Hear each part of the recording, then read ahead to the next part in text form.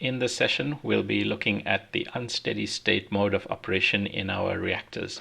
So most of the time we've been describing the steady state, and we had that the temperature and the concentration of the species in the reactor was constant.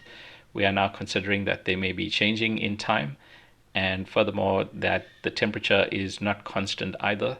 So it's truly unsteady state. Both the temperature and the concentrations may be varying with time.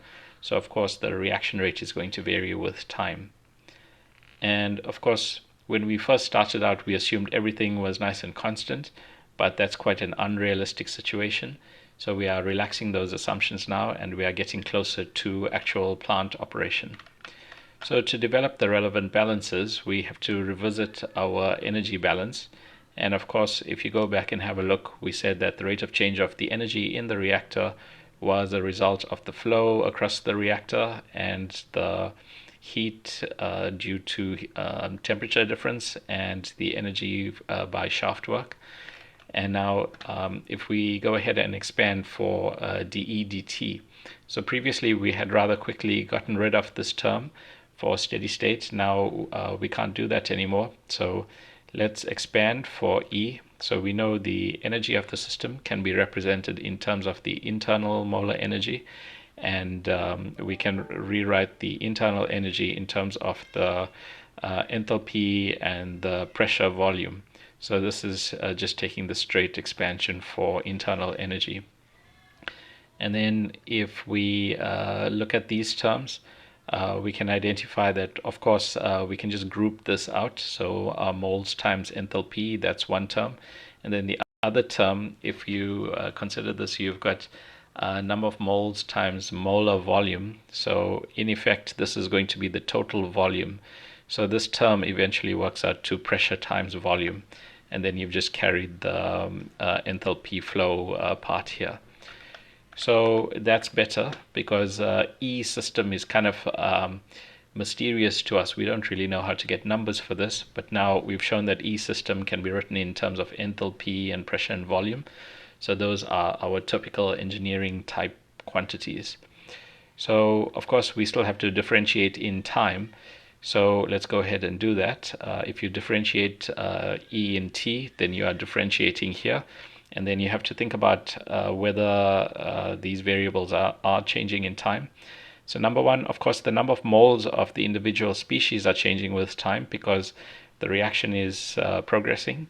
And number two, your enthalpy is changing with time because your temperature, as we said at the outset, the temperature in the reactor may be changing with time. So both these may be changing, and so we can see that we'll have to apply the product rule of differentiation here. And then for PV, we don't know as yet how serious of an influence this is. So we'll just say ddt of PV. So I'm saying we don't know how serious this is because if it's a gas phase reaction and the volume is constant, and let's say it's equimolar reaction, then pressure is also constant. So it may well be that this term is going to vanish, but let's just retain it like this as ddt of PV, and later on in the specific situations we'll look at whether to expand on this one. So what we are doing in the first few minutes of this lecture is just deriving the energy and material balances for the unsteady state case, and then we'll go on and look at some case studies, and so we'll look at applying what we develop right now. Okay, so just going a bit further, so we've now got a nice expansion for dE dt in terms of nicely measurable types of things. So we can substitute that here and then look at trying to group some of these terms with that. So if we just go ahead and make the substitution on the right-hand side for this, so that's there, and then just carrying what we had on the left-hand side there, we can look for groupings and so on. But we will do that in the context of specific reactor types. For now, we'll just say that's a nice general framework that we can work with. The note here says we have in these last three terms potential enthalpy changes, so our system heating up and cooling down. We have a change in number of moles due to reaction, and yeah, well, we basically said all this. Anyway, looking at it in the context of the continuous stirred tank reactor, number one, if we assume that the volume and the pressure is constant, then we can neglect this last term, and then we just retain all the other terms here. So that's what you can see there. And then we know that the material balance on the CSTR looks like this, right? The rate of change of moles of component I in the CSTR equals the rate at which I flows in minus the rate at which I flows out.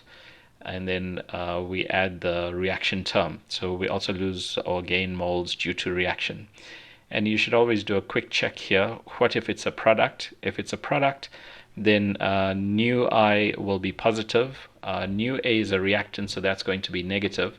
So this is on balance negative, and then it's minus negative, so this is on balance plus. So if it's a product, yes, it will be increasing in number of moles. Anyway, that's just a quick check on the signs. So always make sure your signs look right. Anyway, the material balance shows us then how to replace for dN dt. So we can see how to get rid of the ddt over here. That's quite straightforward. And in fact, looking at that, you can almost immediately say, well, we're done. That's good enough, because now we've just got dt dt, and we can solve this equation to tell us how temperature is changing with time. But of course, we can see that if we substitute for dN dt here, you are going to get some products of enthalpy and molar flow rate, and so possibly we'll be able to group out some terms here. And then if you think about it, this is the enthalpy in the reactor. So this is the enthalpy of component I evaluated at the reactor temperature. Now, the reactor temperature is going to be the same as the temperature at the exit. So we could view this as HI exit. So let's go ahead and do that. And in fact, if you do that, you will find that you will have this extra term. You'll have heat of enthalpy multiplied with nu I over nu A.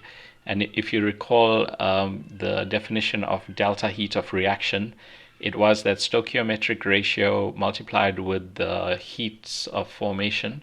So applying that in here, we can see that we are going to get this delta heat of reaction term popping out. And then the rest is the same. This is just simply dN dt applied in here. And so the equation looks like this now. And then we can regroup our terms here. So as we said, this term that's evaluated at the exit conditions, and then we had the heat of reaction term, and then we had this additional term that we grouped out. So grouping all those together, you can show that this is a simpler representation. So please make sure you go through and do the algebra. I'm not going to spend as much time on the algebra. You can obviously read that more carefully through the notes. So anyway, we have this version of the balance now. And of course, if there's no phase change, then we don't have to worry about heats of melting and latent heats of vaporization. So we can represent this difference more simply. We can say the enthalpy in minus the enthalpy out is simply CPI times T in minus T out. So that's what we do there. And so eventually we can just write dt dt in terms of these nice measurable type variables. Right, so that's the energy balance that we can write for the CSTR. And of course, we know that the material balance looks like this. So these two equations are then enough for us to solve the unsteady state CSTR. And as I say, we'll be looking at some case studies towards solving all these. There is an example here. So you've got this A and 2B gives us C and 2D. We are given the kinetics, so it's only one forward reaction. And the Arrhenius expression is fully shown here. So this one just requires the heats, the heat capacity and the heat of reaction and so on.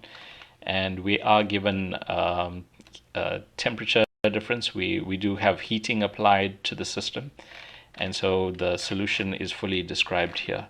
So this is another one you can work through in detail. The code is also provided to solve this problem. So that's a Cstr. So moving on now to the batch reactor system. Of course, that's the material balance for the batch reactor. You've got the rate of change of moles in the batch reactor being equal to the reaction rate, where of course we have to multiply with the volume to convert this to moles per second. So that's the material balance. And then if you look at the energy balance, it's the same balance as before. We've just neglected the flow terms. So if it's a pure batch reactor with no flow in or out, then the flow terms can vanish, and that's all we are left with. And now, because we've got the dH dt, rate of change of enthalpy with time, we can, if we assume again, well, in fact, it doesn't matter if there is phase change. Just at the reaction conditions, at the current temperature, we can identify that the gradient in enthalpy, the rate of change of enthalpy, is simply the heat capacity at that temperature multiplied by the rate of change of temperature itself. So that's straight from the definition of heat capacity and temperature and enthalpy. So we can replace this by the friendlier version, which is in terms of heat capacity and temperature gradients. So that's all just talking about expanding on this term. And if you look at this, of course, dt is it's not dependent on any particular component, so you can group that out as a kind of constant of the summation. It doesn't depend on I, so we can do this summation peacefully here and then just multiply by dt. And then that takes care of this term, and then you've got this dni dt. And to expand on this, we note that our material balance, well, not a material balance, just in terms of moles, we had said that the number of moles of component I is the inlet or initial mole ratio multiplied by Na minus the stoichiometric ratio times Xa. So you can do two things with this. You can just substitute for Ni here, and then you can also, well, in fact, that's all we do with that. Okay. So for this, well, there's a dn dt coming up here as well, which we can see here. So we can substitute first for that there, and so you've got that expansion. So instead of Ni, we can write in terms of Na and so on. And then if you look at adding up in that ratio multiplied by CP, CPI, you can see you're going to get the delta CP term. So do those substitutions carefully and verify that that is what we get. Okay, so that's that term in the balance. And then moving on, we've got dn dt here. So the dn dt, that we can get straight from the balance. So applying the balance for our batch reactor and making the substitution, you can show that it looks like this. And so if you look at this equation, that was just, that's a straightforward expansion of this specific term. So if we just substitute the material balance here, then you get rid of that dn dt. So you can replace dn dt by this thing. And so you stick this back in your energy balance here, and then you substitute for the dH dt, and so we eventually can rewrite this as dt dt equals that ratio. Okay, so as I said before, please work through all the algebra, see that you're happy that that is the energy balance for the batch reactor. And of course, if it's an adiabatic batch reactor, so if we are not adding or removing heat, then the Q becomes a 0. And then quite often we neglect the shaft work as well. So you can see these two terms will just vanish, leaving us with the rest of it here. And and so that the energy balance becomes that. And then, of course, from the material balance, we also can write this in terms of the rate of change of conversion. So we get dt in terms of the heat of reaction and the inlet flow and the delta Cp here. So that's the energy balance. That's the form of the energy balance. So now let's take a look at the adiabatic version of the energy balance for the batch reactor. So of course, as we said, the material balance for the batch reactor is simply a rate of change of moles is equal to the reaction rate, or you could rewrite it like this: dx dt is minus Ra V Na naught. So that's just the material balance. And then if you go back to the energy balance, which we just developed here, if it's adiabatic, then you aren't adding heat, so you can remove the Q dot. Furthermore, if you neglect shaft work, if you assume that this is small in comparison with the other terms, then it becomes simply this. And now if you look at these two, if you look at the material balance and the energy balance, you can see there's a common factor of minus RAV in both these. So if you set minus RAV to be the subject of the formula in both cases, then you'll be able to show that you can relate your material and energy balances like this, right? So you, let's see what cancelled here. I guess the Na naught can be cancelled over there. And then if you expand your heat of reaction term out, right? So this heat of reaction, if you just expand that out there and then rearrange this, or rather I should say, if you integrate this, so you can see you've got ddt on both sides. So if you integrate both sides with respect to time, then this becomes a delta t, and that's a delta x. So we can rewrite it like this.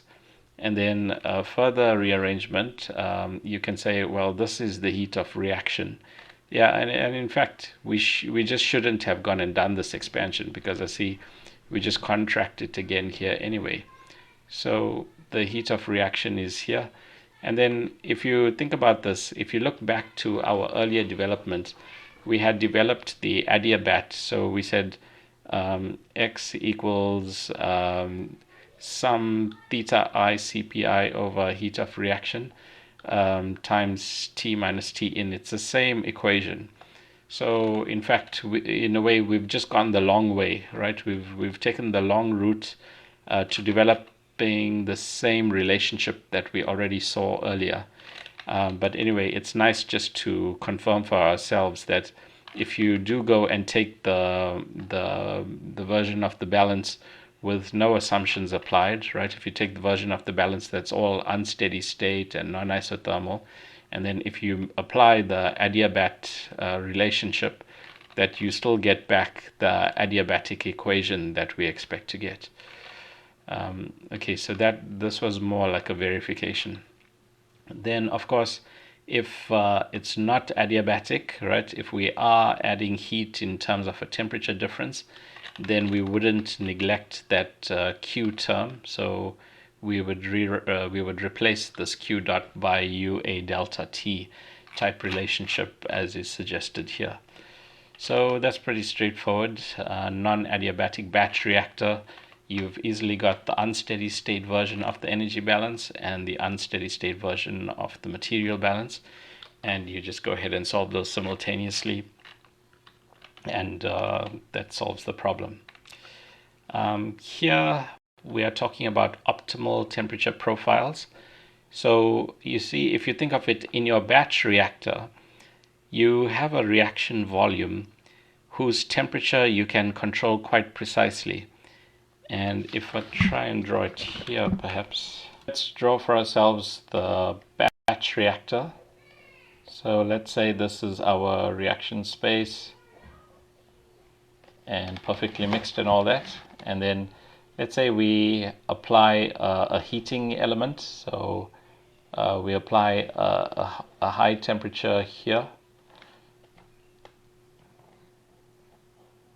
and maybe we also apply a cooling coil or something like that. So applying cooling here as well, and not simultaneously. So we can change the flow rates in each of these. So if we want the temperature to go higher, then we would stop the flow perhaps here and raise the flow here, and vice versa if we wanted a lower temperature.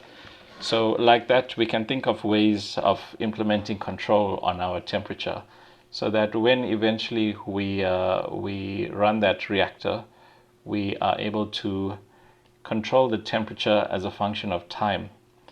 So we can think with time, the temperature in the reactor is in a sense something that we are free to pick. We can just apply heating and cooling in that batch reactor so that we can achieve a temperature, and obviously we want to select that temperature such that we maximize the reaction rate. So then the question becomes, how do we do that? How do we select the optimal temperature? And if you think of it, if we go back to our ISO rate lines, right? So let's look at our ISO rate lines. So let's take this one, for example. Now let's say currently the conversion in the reactor is this one, about 0.34. Let's say we are sitting here. Right now, what's the best possible temperature for us? Right, so let's say currently in this in this batch reactor, our conversion here is 0.34 at some time. So we are currently sitting here 0.34, and now it's for us to select the temperature that will maximize the rate. And if you think of it, if you are at this point where the temperature is about 370 Kelvin, that's really the optimal temperature. Because if you move to the right of this point, you can see you are moving closer to the red line, and the red line is at a lower it's at a lower rate, right? On the green line, your rate is 10 to the minus 6. If you move away from the green line towards the red line, you are going closer to 10 to the minus 7. So in terms of this region, your best rate is here. And then again, if you move to the left here, your best rate, your rate will be going down. So you'd rather stick here. That means this is the highest temperature you can achieve. So if your conversion is fixed, or rather if you are currently at this conversion, then the most desirable temperature for us would be this temperature right at the turning point on this curve. So we can apply the same logic to all points here. If you consider the point at the maximum here, any movement to the left or right of this point will result in a lower reaction rate. So our maximum rate is here. Similarly here, maximum rate is at this point, and so on.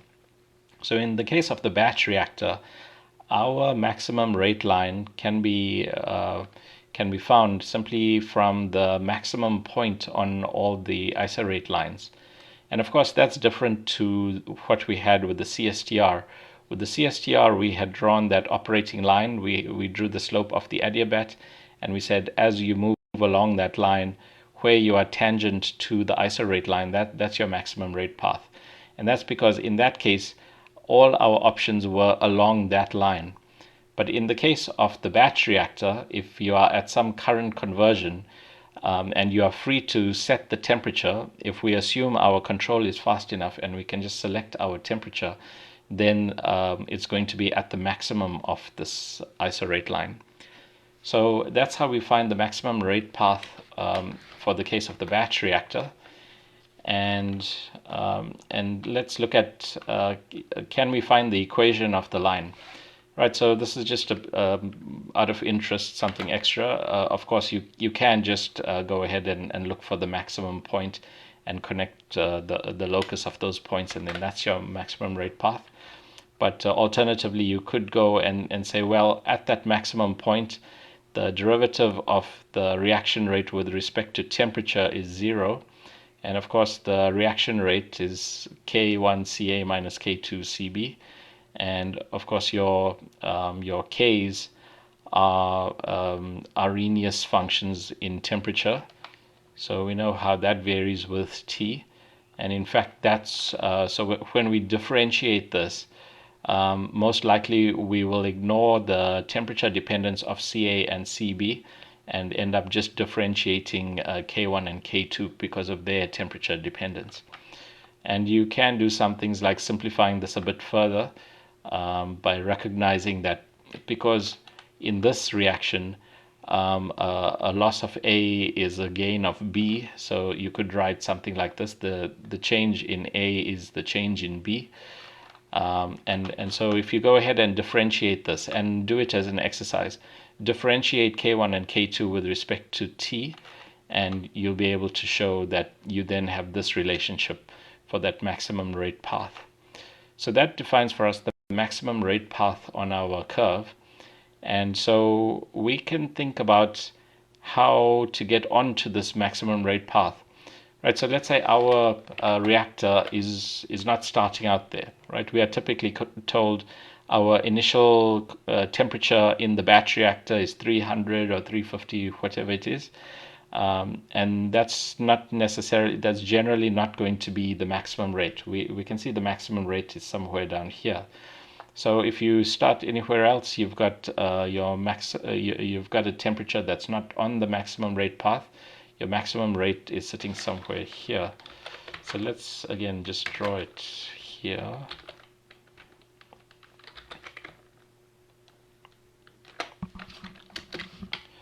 So we know that there's some maximum rate path that looks like this. And then we are starting out at some temperature here. Now, the adiabat still exists, right? The adiabat, so the line that that tells us how the system will behave if it's just left to react, that still holds true. So if we don't add any heating and cooling to the system will move along this line, right? The system is being attracted to equilibrium, so it will simply move there. So we could say, well, let nature do the work of this. And you could say also, the rate is nice and high here. We might as well let nature move in this direction. And then when we get to this point, we can say, well, nature, you are now going in a direction I don't really like, that's going to low rates. So what I'm going to do instead is start applying some heating such that I stay in this maximum rate region. And you can see the rate is dropping as you go along this line. But for these conversions, that is still the line on which you get the maximum rate. So the rate is lower, but that is still the maximum rate for those conversions. So once more, you could let nature do this. You could just let nature take you in the direction of equilibrium until you reach this point, and you then realize that nature is taking you away from the best operation. It's taking you away from the maximum rate region. So instead of increasing in conversion along this line, you'd rather increase in conversion along this line. And then it's just a matter of applying, I guess, cooling, right? We just need to cool our system. So our system will tend to increase in temperature. Our system, at whatever point we are at, right? If you pick some point here, the system is always going to try and move you along towards equilibrium like that. So the system is tending to do this, but we are applying cooling, so we drag the reactor, the contents of the reactor, we drag its state back along this line. So if we know this, if we know the kinetics, and if we can draw this line, then we can go ahead and figure out exactly how much cooling to apply at each second of operation such that we stay on this maximum rate line. And that's exactly what we can do to achieve this kind of fine control on our batch reactor. And this might sound far-fetched to you, but in the fine chemicals industry, in pharmaceuticals and so on, you can think about such a high level of control. And remember also, it's not as if we have to apply infinite control actions. Remember, we are talking now about the system tends to go this way, and if we make a small change in our cooling rates, we'll be pulling it back in this way. So it's these small incremental changes applied continuously that can keep us along this path. So that's what this problem is describing here. So we could just let the system go to the maximum rate line and go up there. Alternatively, we could say, well, if I know that I have a high rate available here, why should I spend a long time in this low rate region waiting for the system to get to the high rate region? Shouldn't I just go and apply some heating so that I get up here quickly? So if you apply heat, you might be able to get up here onto the maximum rate line sooner, and then you save a bit of time here. So if you apply heating such that this happens, or rather cooling, if you apply enough cooling so that you get on the maximum rate path sooner, then you might be improving the operation. You might have reduced the time. Remember, there might be some criterion, like we want to reach 75%. So if you go via this route, maybe it's 1 hour, whereas going this route is 1.5 hours. So that's a question of economics then. Does the extra control action here, the cost of this extra control action, does that justify the reduction in time to reach your control objective? So you can work out the economics. That's more of a design type of a question, but that's the kind of thing we think about when we apply control for these reactors. Okay, so that's fine control in the case of the batch reactor. So that's just showing what we already drew about applying cooling water or steam and getting that fine control. Okay, so that establishes then the basic equations. So we've talked about the Cstr and batch reactor. And so with that general framework, we can develop our unsteady balances. So now what we can do is consider some case studies. And here's an interesting one where there was an explosion in this nitroaniline reactor. So this was quite a disaster. I think it was somewhere in the United Kingdom where this explosion occurred. And in the post-mortem, when the investigation was done to unpack why that reactor exploded, an energy balance was used in the analysis.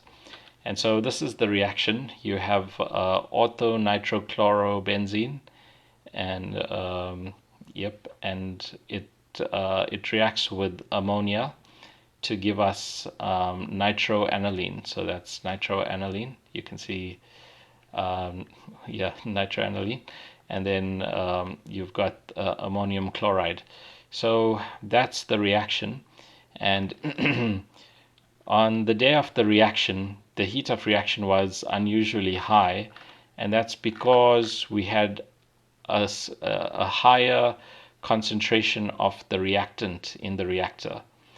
So this was an unplanned event, that you had an unusually high amount of the reactant in that reactor, and also the reaction volume was larger than usual, well, probably as a consequence of that.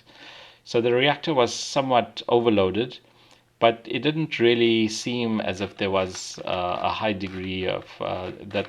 It didn't seem as if this was out of control. So this was how the operation looked. So the system seemed to be operating fairly normally, and then at some point, for whatever reason, the cooling water was switched off. And in normal operation, this was something that happened frequently. So they would operate the reactor, switch off the cooling water for whatever reason. Then the temperature would rise. Then they would switch the cooling water back on again. And then the process would just continue as before. It would cool down quickly and carry on as before.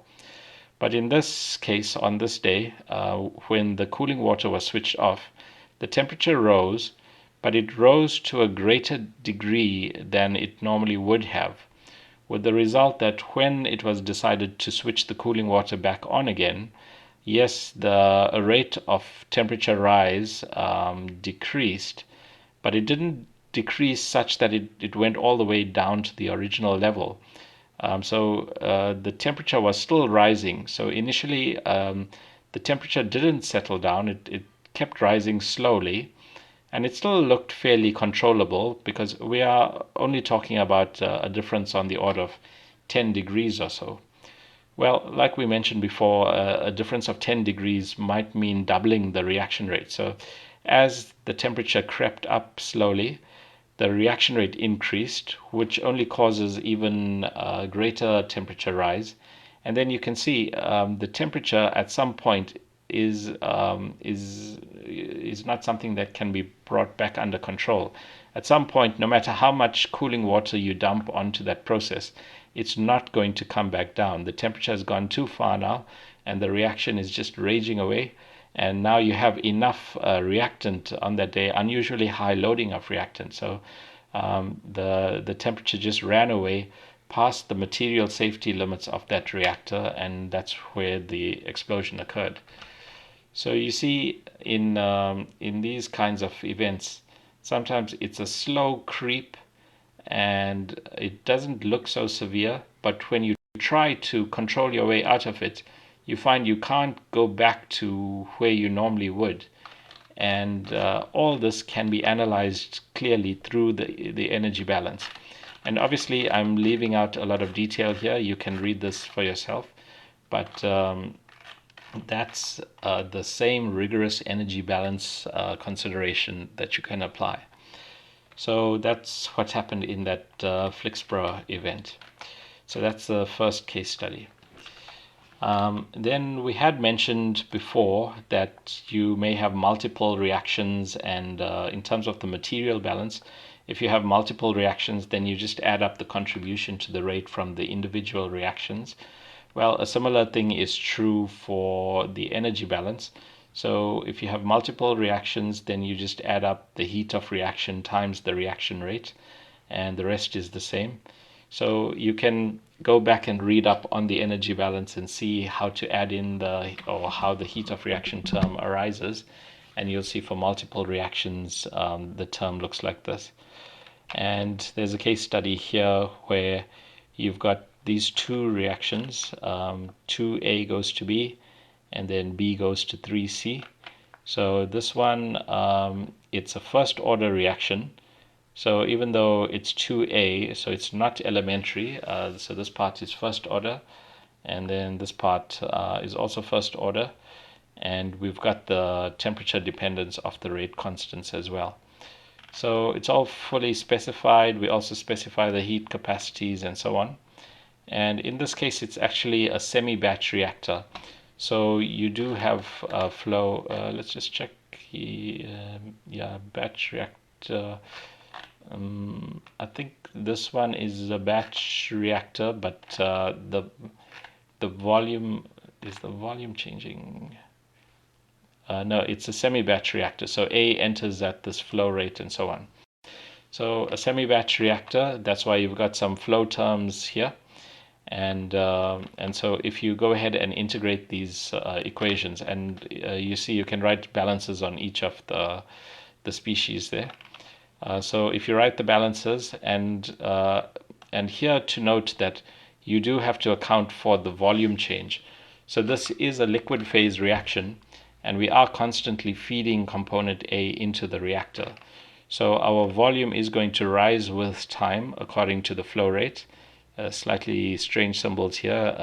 Normally we write Q for volumetric flow rate. Anyway, you can get volume as a function of time. And so when you derive that material balance, you have to acknowledge volume is changing. So you have to substitute this time function for V in here. Anyway, you can do that and solve the balance together with the unsteady state temperature balance. And you can show it looks like this. So the concentration of component A actually rises initially, and that's just simply because you had a relatively low initial concentration of A in the reactor, but you kept feeding pure A in, so A concentration tended to rise. But of course, as A concentration rises, your first reaction rate also increases. So then A concentration declined, and then as A was being consumed, component B was forming. But as B was forming, C was forming out of B, so C concentration was rising also. And then eventually yeah, I wouldn't say it steadies out because we are constantly feeding A in. So you can see concentration of C is rising there. And so your temperature goes through these variations as well. So go ahead and see that you agree with all these balances, derive the balances for a semi-batch case, and then apply all the constants in the problem to solve the energy balance as well, and see that you get similar curves to what's shown here. So that was another case study, and then here's yet another case study. Now we are talking about starting up and shutting down a Cstr. So of course during startup and shutdown we are going through unsteady behavior. So our unsteady balance, flow in minus flow out, plus the reaction, the consumption due to reaction. So that's a typical balance, material balance. And then if you just go back and look at what we said around the energy balance, you'll see we've got the full derivation for that as well. And then here we are just expanding on this term, acknowledging here that enthalpy is Cp delta T. So if you're differentiating enthalpy in time, then it's dt dt here. So that's going to replace for this term, and for the other term, for this term, you've got dn dt, and of course you've got dn dt from the material balance. So you could just stick your whole material balance in for dn dt here. So putting all that together, you can see you are going to have a dt dt term here, and the stuff on the left hand side stays as it is. So there's some grouping you can do, and you can show dt dt equals this. And in fact, we did derive all this in the same session, so you can go back and just see that all that agrees with that. So anyway, you can further simplify this difference in enthalpies if you acknowledge, or if you rewrite it in terms of heat capacities, so you can rewrite it like that, and so on. And so that's your unsteady Cstr balance. So it's just a repetition of what we talked about earlier. But here's an example. So you've got propylene glycol, and you are forming here your so propylene glycol. This is propylene glycol, and that is forming through ring opening of this propylene oxide. So propylene, right? 3 carbons. So propylene, and you've got an oxide. So you break a bond, and I guess water comes along, and you steal one hydrogen for this one, and you steal an OH for the other one, and so that's how you get your propylene glycol. You are given the heat of reaction, slightly strange units, but you can translate it. So you are given heat of reaction. The reaction is 0 order with respect to water, and that might just be because the water is in such high concentrations. But so we estimate that the rate, the formation rate of your, or the consumption rate of your propylene oxide is first order in propylene oxide concentration. So that's your rate expression, and there's your kinetic constant, and we are given the volume of the reactor, again these kind of British units. And then you are given that the reactor was initially filling with sulfuric acid. And so if you apply all the developments for the unsteady state balance, so you can go through all this, look at whether you agree that those are the concentrations and the moles and so on. Then your material balances, your energy balance. And in this case, we are applying some cooling. And so if you look back at our development in the energy balance section, if you are not assuming that the coolant is infinitely fast, then this is the right expression to use. So we had derived all that in detail. So that's the balance that you get. So you just substitute that in there, and so you can solve all that, and these are the results you get. So you'll find your temperature goes through these changes. So your coolant brings your temperature, it stops your temperature running away, and so you do reach a steady state in this case. Okay, and Yeah, for that reaction, it's quite interesting. There is a very stable steady state here. So no matter what temperature you start with, you'll find eventually the system falls into that into that steady state. And similarly, even if you start with some product in the reactor, so even if you try and start with points up here, you still find they all go and fall into that steady state. So there is a very stable attractor here, a nice stable steady state. Yeah, you could question whether it is a nice steady state. There might be other high rate regions. So we might need to acknowledge that there's this strong attractor here, and we might, let's say our good reaction rate was here, then we have to design our control system to keep us away from that steady state and closer there, just for example. So that's another example. And then here's saponification of ethyl acetate. So here's the reaction, and then again you are given the rate expression, the heat of reaction, and we can apply the balances, right? Again, derive the energy, the material balance, use the energy balance, just integrate it all together, and you can get, as a function of time, how the concentrations and the temperatures are changing, and hence how the rate is changing with time. Right, so that's basically it, and we will look in the class exercise at doing some of these in more detail, but of course the detail is all here in the notes, and it all just comes back to your material and energy balances. So it's just a matter of doing these things carefully, to unpack the term carefully, read carefully what's happening. Is there heating and cooling applied? Is the volume changing because maybe you are constantly feeding in a liquid phase reactant? So you carefully work out what's staying constant, what's changing, and so when you differentiate, you keep the right terms. And it's just a matter of doing that, and then you'll get your material and energy balance, and you can go ahead and simulate from all the data given. So that's quite powerful, right? We are now talking about problems that are quite close to industry operation. And in industry, pretty much all the time, everything is unsteady state. There's no way you can talk about isothermal operation. In industry, temperatures bouncing around all the time. So at least now we have the theoretical development.